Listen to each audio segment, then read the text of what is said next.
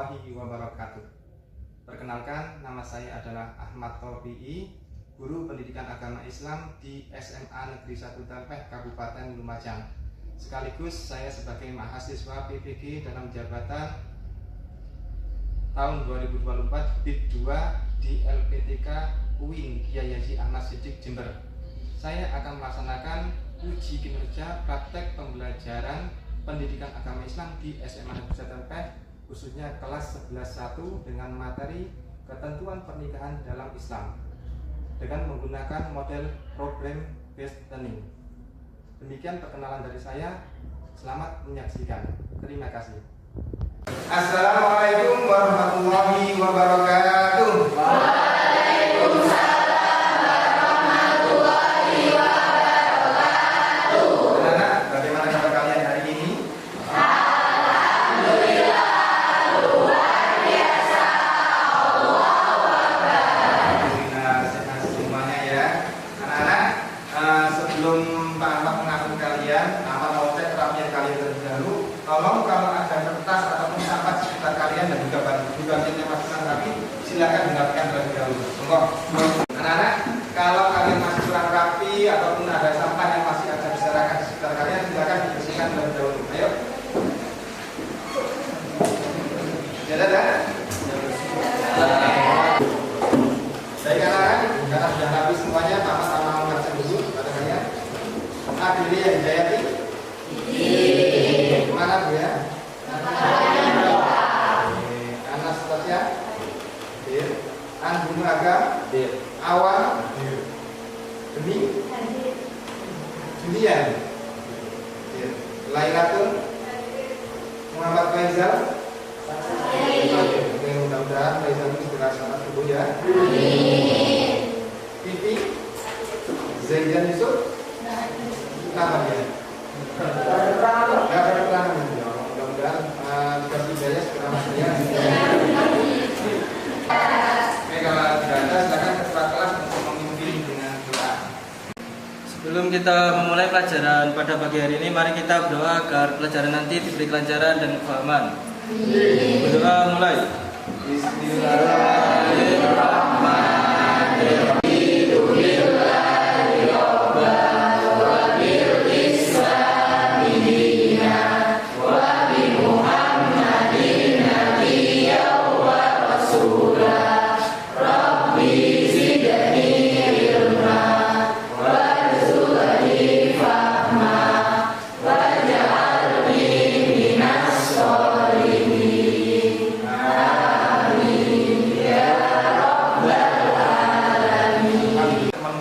Jiwa nasionalisme kita.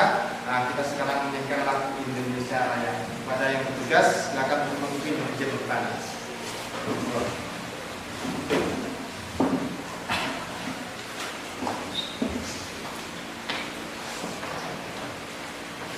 Teman-teman, mohon berdiri. Marilah kita menyanyikan lagu Indonesia Raya dengan hitungan 4-4-4 mulai. 1, 2, 3. Indonesia tanah airku, tanah tumpah darahku. Di sanalah aku berdiri, jadi pandu hidupku. Indonesia bangsa dan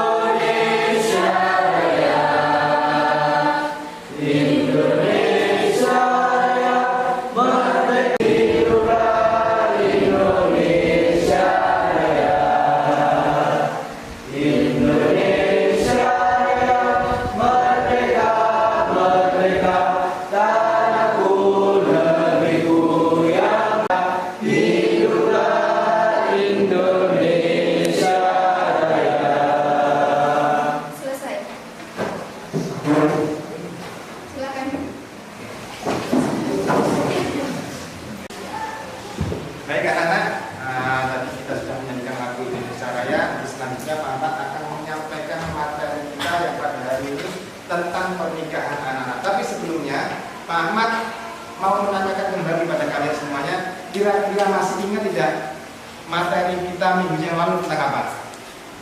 Baik ya, masih ingat artinya iman apa anak? Percaya. Kalau kodok, artinya kodok apa enggak? Ketetapan Allah yang sudah ditetapkan sejak zaman azali. Gelana, artinya kodok apa? Qadar adalah perwujudan dari ketetapan Allah Subhanahu wa taala yang sering disebut takdir. Bagus sekali, kasih Allah.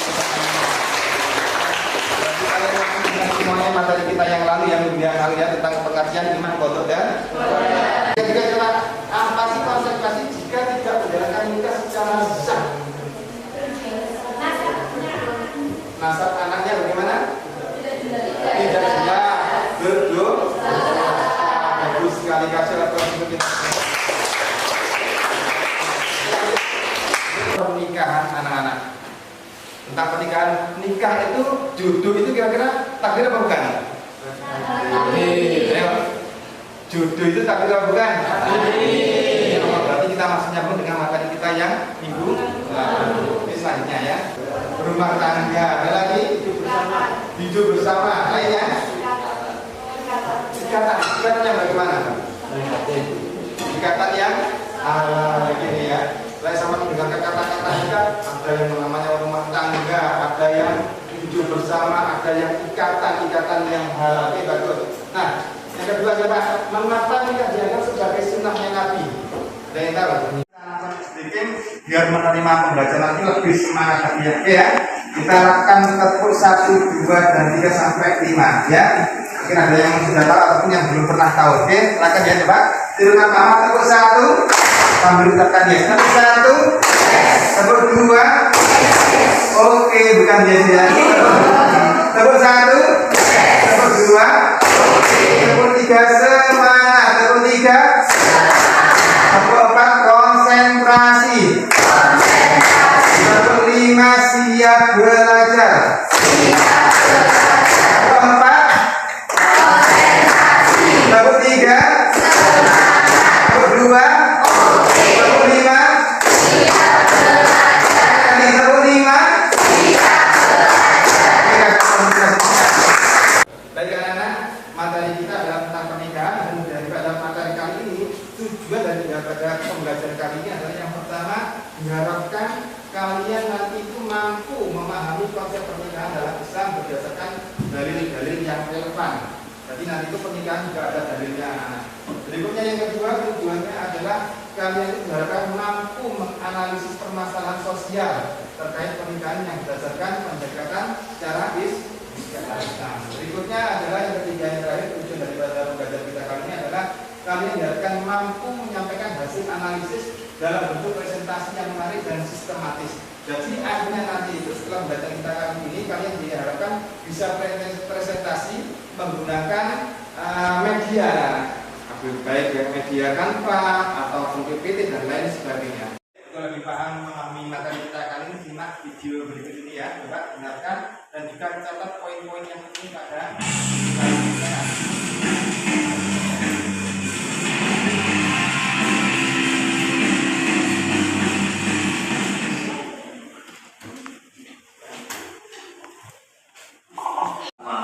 yang tidak akan bermakna jika salah satu sisinya hilang. Sukses atau kemenangan bukanlah suatu yang tiba-tiba, melainkan sebuah pencapaian yang perlu perencanaan yang matang. Sukses berarti kita telah berpindah dari menjauhi Allah menjadi dekat dengan Allah, atau rasa cinta dan rahmah atau kasih sayang. Pernikahan adalah sunnatullah yang berlaku umum bagi semua makhluk Allah. Bahkan dalam Al-Quran Allah menegaskan, sesungguhnya Allah menciptakan sesuatu yang pernikahan, manusia akan berkembang sehingga kehidupan umat manusia dapat dilestarikan. Tanpa pernikahan, regenerasi akan terhenti, kehidupan manusia akan terputus. Dunia ayat tersebut menguatkan rangsangan bagi orang yang merasa belum sanggup agar tidak khawatir karena belum cukup dengan pernikahan yang benar dan ikhlas, Allah akan melapangkan rezeki yang baik dan halal untuk hidup berumah tangga.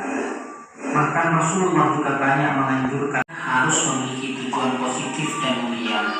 Beberapa tujuan pernikahan antara lain sebagai berikut. Pertama, untuk memenuhi tuntutan orang yang menikah bertujuan untuk membentengi akhlak. Yang keempat, pernikahan juga bertujuan untuk meningkatkan ibadah kepada Allah. Yang kelima, pernikahan bertujuan untuk mendapatkan keturunan yang solih-solih. Anak-anak, tadi kan kalian sudah melihat video tentang pernikahan. Ini pengertian daripada nikah.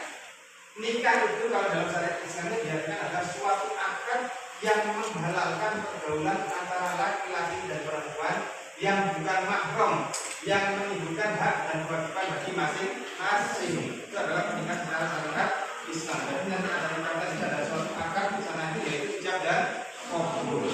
Berikutnya pengertian nikah menurut undang-undang pernikahan Republik Indonesia itu adalah ikatan lahir batin antara seorang pria dan wanita sebagai suami istri dengan tujuan untuk membentuk keluarga yang berbahagia dan kekal berdasarkan ketuhanan yang maha esa. Oke, itu adalah pengertian daripada nikah. Selanjutnya. Nah, sedangkan dari pernikahan itu banyak sekali di dalam Al-Quran dan juga di dalam hadis. Contohnya saja kalau di dalam Al-Quran itu dalam surat Ar-Rum ayat 21 yang berbunyi Bismillahirrahmanirrahim. Wa min ayatihi an khalaqalakum min anfusikum azwaja litaskunu ilaiha wa ja'ala bainakum mawaddatan wa rahmah inna fi dzalika laayatin liqaumin yatafakkarun. Yang ini adalah dan di antara tanda-tanda buatannya adalah Dia ataupun Allah menciptakan untuk berpasang-pasangan dari jenis sendiri agar kamu cenderung dan merasa tentram kepadanya dan menjadikannya di antara kamu rasa kasih sayang. Yang intinya ayat ini adalah menunjukkan bahwa pernikahan itu merupakan salah satu tanda kebesaran Allah yang bertujuan untuk menciptakan kedamaian dan kasih sayang. Berarti tujuannya nikah adalah apa? Menciptakan kedamaian. Kalau di dalam hadis Rasulullah juga ada yaitu an-nikahu sunnati faman rabiba an-sunnati falaisa minni. Artinya adalah menikah itu adalah sunnahku katanya Allah. Dan barang siapa yang melaksanakan sunnahku berarti dia adalah umatku. Kalaupun dia suka berarti bukan. Nah, sebentar lagi Pak Ahmad akan membentuk kelompok sebagai kelompok yang telah kita bentuk kemarin ya.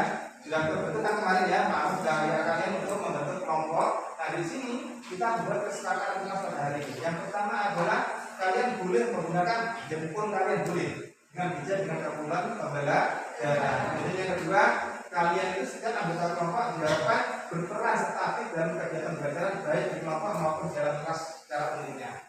Berikutnya yang ketiga kesepakatan kelas kita adalah saling menghargai dengan memberikan kesempatan yang sama pada setiap anggota kelompok. Terakhir adalah fokus pada capaian hasil terbaik bersama bukan individu anak-anak. Slide berikutnya juga. Oke. Dan nanti Pak Ahmad telah membuat LKPD di sini ya. Banyak sekali LKPD lembar kerja kelompok. Nanti setiap anggota kelompok tak kasih LKPD ini dan tugasnya sesuai dengan yang ini. Silakan kalian bentuk kelompok kalian masing-masing. Yang telah terbentuk silakan. Bentuk dengan kelompoknya masing-masing.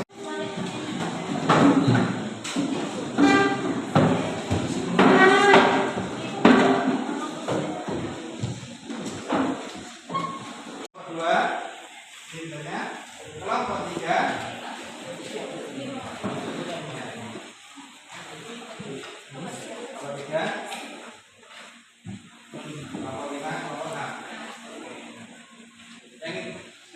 yang intinya anak-anak kelompok 1 dan 2 itu tugasnya sama, kelompok 3 dan 4 tugasnya sama, kelompok 5 dan 6 tugasnya sama ya.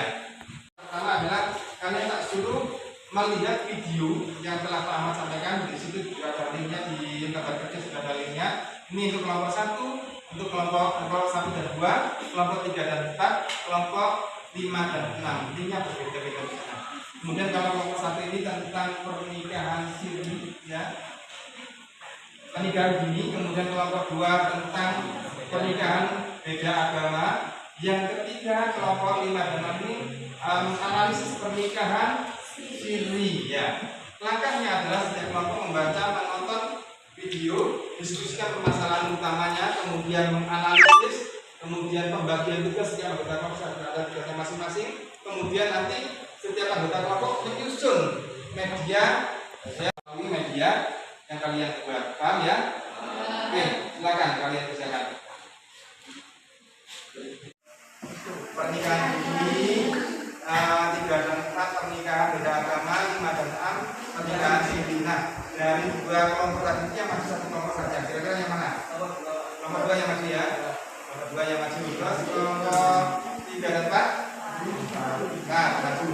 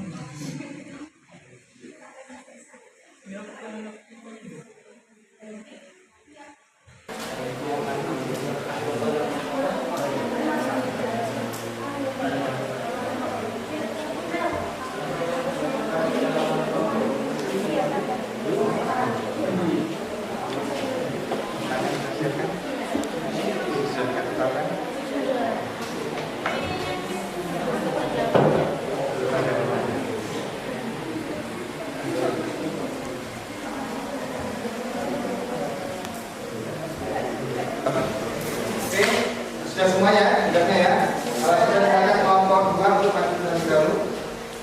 Silakan maju ke depan. Kalau maju silakan belakang dulu.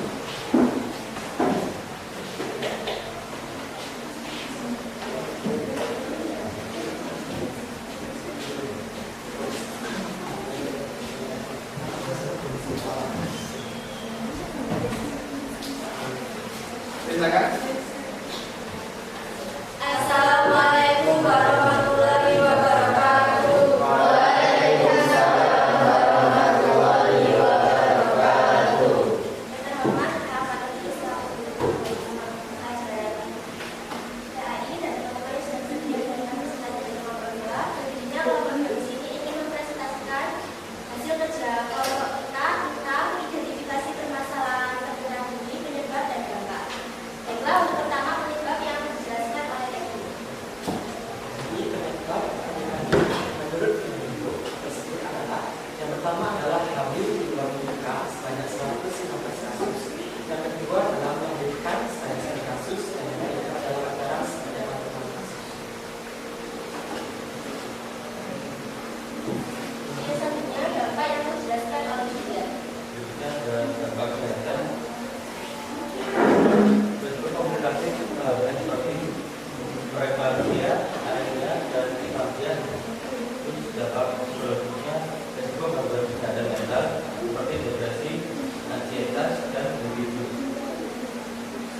Yang ketiga, identifikasi permasalahan yang dijelaskan oleh Ibu. Dari video tersebut bisa diidentifikasi masalahnya, yaitu sebuah hasil riset menjelaskan bahwa angka perkawinan dini atau perkawinan anak menyebar di hampir seluruh wilayah Indonesia, baik di pedesaan maupun perkotaan. Riset ini menunjukkan 1 dari 9 anak Indonesia menikah di bawah umur. Itulah materi identifikasi dari kelompok kita. Selanjutnya kesimpulannya yang dijelaskan oleh Awal. Jadi kesimpulannya adalah ada berbagai penyebab pernikahan wanita atau kecelakaan ingin menghindari dosa atau dosa, dan ada juga karena paksaan orang tua. Wanita ini diperbolehkan dalam agama. Hal itu karena apabila si istri tidak bisa menahan nafsu, jadi lebih baik dia menikah. Sekian presentasi dari kelompok 2, Kakak. Kelompok 2, Kakak ada yang ingin ditanyakan? Dengan semaraknya kasus pernikahan dini pada saat ini, apa yang dapat dilakukan untuk mencegah terjadinya pernikahan dini? Terima kasih. Baiklah, pertanyaannya sekarang saya jawab. Jadi, solusi atau cara mencegah pernikahan dini yang pertama yaitu dengan meningkatkan kesadaran tentang bahaya dari pernikahan. Akan ada yang ingin ditanyakan lagi? Ya. Sekian presentasi dari kelompok kita. Maaf apabila ada salah kata. Semoga bermanfaat dan digunakan. Wassalamualaikum warahmatullahi wabarakatuh.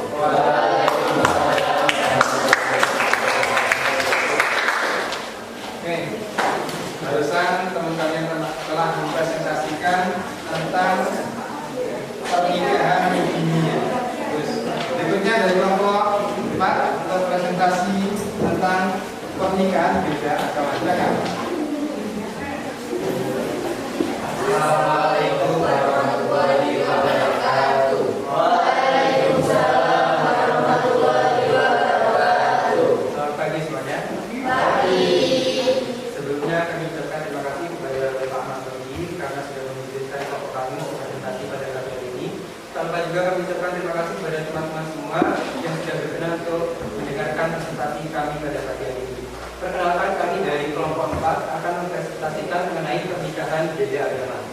Oke, langsung saja kita masuk ke materinya yang akan dijelaskan oleh Kabul mengenai pengertian. Pernikahan beda agama adalah pernikahan antara dua orang yang memiliki keyakinan atau agama yang berbeda. Dalam konteks agama, pernikahan ini sering terjadi perdebatan karena melibatkan aturan, keyakinan, dan nilai-nilai yang berbeda, khususnya dalam mengelola hubungan, ibadah, dan pendidikan anak. Oke, materi selanjutnya akan dijelaskan oleh Ismi dan juga Yesi. Saya akan menjelaskan penyebab terjadinya pernikahan beda agama. Yang pertama yaitu perbedaan keyakinan tidak dipandang sebagai hambatan. Dalam beberapa kasus, pasangan lebih mengutamakan cinta dan hubungan personal dibandingkan perbedaan agama. Mereka melihat keyakinan sebagai aspek individu yang tidak harus menghalangi hubungan. Yang kedua yaitu kurangnya pemahaman atau keterikatan pada ajaran agama. Salah satu atau kedua pihak mungkin memiliki pemahaman yang minim atau tidak terlalu terikat pada ajaran agama mereka, sehingga perbedaan agama tidak dianggap sebagai hal yang kritis. Yang ketiga yaitu lingkungan multikultural. Pasangan yang tumbuh di lingkungan multikultural atau pluralistik cenderung lebih terbuka terhadap perbedaan agama. Hal ini dapat mempengaruhi pandangan mereka dalam memilih pasangan tanpa mempermasalahkan keyakinan agama. Assalamualaikum warahmatullahi wabarakatuh. Waalaikumsalam warahmatullahi wabarakatuh. Kami dari kelompok 5 akan menjelaskan tentang pernikahan siri. Yang pertama ada penyebab dari pernikahan siri yang akan dijelaskan oleh Erna.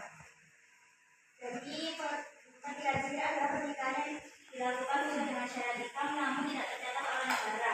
Untuk beberapa penyebab pernikahan siri ini, yang pertama masalah ekonomi. Menikah siri karena ingin merahasiakan hubungan mereka di publik atau untuk lingkungan keluarganya. Yang kelima, prosedur yang rumit atau terbatas. Pasangan lintas negara, pasangan beda agama, atau pasangan yang memiliki status hukum tidak jelas seringkali kesulitan mencatatkan pernikahan secara resmi. Yang keenam, kebutuhan agama. Pasangan ingin menghindari zina dan memilih menikah siri agar hubungan mereka sah menurut agama meskipun tidak terdaftar di negara. Yang ketujuh, kurangnya edukasi tentang hukum pernikahan. Ketidaktahuan pernikahan tidak terjadi. Dan yang selanjutnya, yang terakhir yaitu ada kesimpulan yang akan dijelaskan oleh Dimas. Jadi kesimpulan dari pernikahan siri adalah tidak sah dan melanggar hukum. Pernikahan siri tidak dicatatkan di kantor urusan agama atau keagamaan. sehingga tidak memiliki kekuatan hukum. Pernikahan siri dapat dilakukan karena beberapa alasan seperti lebih nyaman, sah di mata agama, menghindari dosa zina, biaya lebih tinggi. Dan sekian dari kelompok kami, apakah ada yang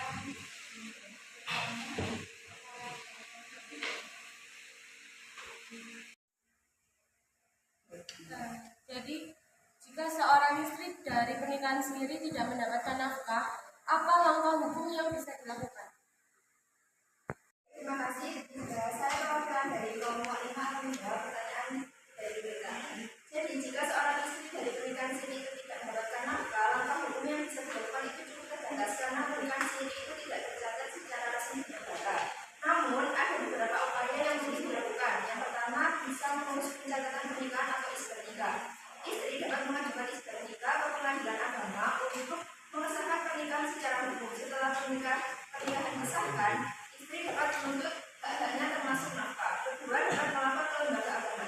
Jika suami melanggar janji atau tanggung jawab, istri dapat meminta bantuan tokoh agama atau lembaga keagamaan untuk menengahi dan memberikan teguran kepada suami. Yang terakhir, dapat menuntut berdasarkan perjanjian tertulis.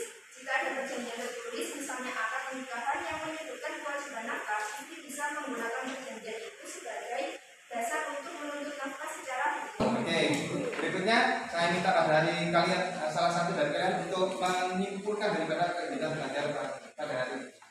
Oke, silakan Mas Ridwan di depan untuk topik kita pada pagi hari ini adalah bahwa pernikahan dini, pernikahan beda agama, serta pernikahan siri itu memiliki kontroversial di beberapa aspek. Pernikahan dini itu seringkali dianggap buruk karena beresiko pada kesehatan fisik, mental, serta kurangnya kedewasaan emosional. Kemudian pernikahan beda agama itu dianggap tidak sesuai di ajaran agama tertentu, khususnya di agama Islam yang membatasi pernikahan antar agama.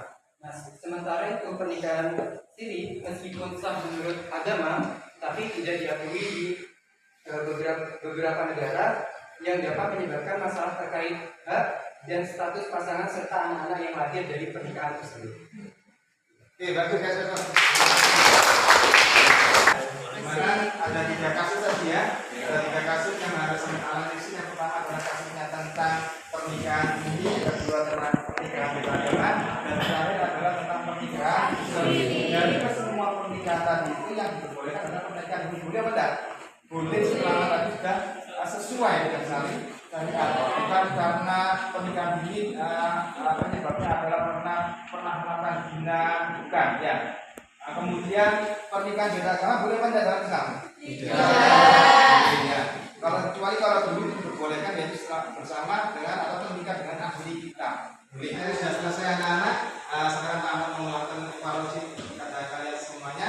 Ahmad barusan kirim duduk WA bahwasanya di situ ada Google Form yang harus Anda isi mengenai materi kita pada hari ini. Silakan kalian isi sesuai nama dan kelas kalian. Monggo. Kasih waktu 5 menit saja ya untuk mengisi. Silakan di grup sama juga semuanya. Oke, sudah ya? Ya. Oke, sudah dikerjakan. Nanti setelah di kantor Pak Ahmad akan mengecek nilai kalian semuanya. Lihat tuntas apa belum untuk nilai kalian semuanya. Marilah teman-teman, sebelum mengakhiri pelajaran pada siang hari ini, mari kita bersama-sama mengucapkan hamdalah. Alhamdulillah.